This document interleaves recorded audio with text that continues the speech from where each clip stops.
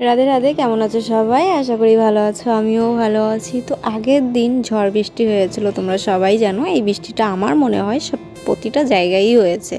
তো সেই বৃষ্টির কারণে আমি চলে এসেছি ছাদে ঝাড় দিতে। আসলে আমাদের ঘরের চারিপাশে কোনো গাছ নেই, এমন মানে আমাদের নিজস্ব কোনো গাছ নেই যে পাতাপতি পড়বে আমাদের ছাদে।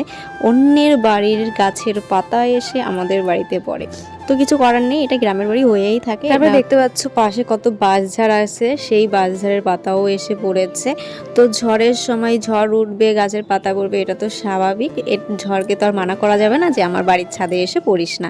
তবে পড়েছে, এখন আমি সেটাকে পরিষ্কার করছি। পরিষ্কার করা হচ্ছে আমাদের প্রতিদিনের কাজবাজ।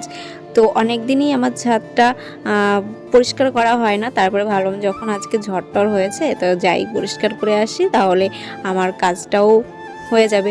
তো ভাবলাম ঝড়টা হয়ে ভালোই হয়েছে যে আমাদের বাড়ির, আমাদের কেন শুধু গ্রামের সবারই যারা চাষবাস করে তাদেরও ভালো হয়েছে। আর আমারও ছাদটা পরিষ্কার করা হয়ে গেল, এই যা। তো তোমাদের সঙ্গে কথা বলতে বলতে আমার ছাদটা কিন্তু বেশ তাড়াতাড়ি পরিষ্কার করা হয়ে যাচ্ছে।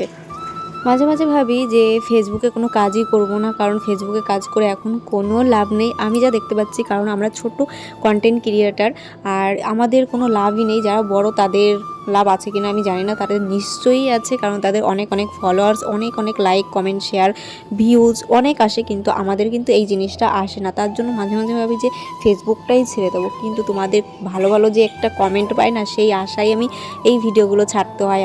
আমার খুব ভালো লাগে যে তোমরা এই যে কমেন্টগুলো করো, এই কমেন্টগুলো পড়তে আমার বেশ ভালো লাগে। তো তারপরে এখানে আমি ছাদটা তো ভালো করে পরিষ্কার করে নিলাম।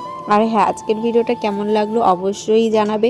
আর যারা ফেসবুক থেকে দেখছো তারা ফলো করে নেবে, আর যারা ইউটিউব থেকে দেখছো তারা সাবস্ক্রাইব করে নেবে। আর সবাই ভালো থেকো, টাটা।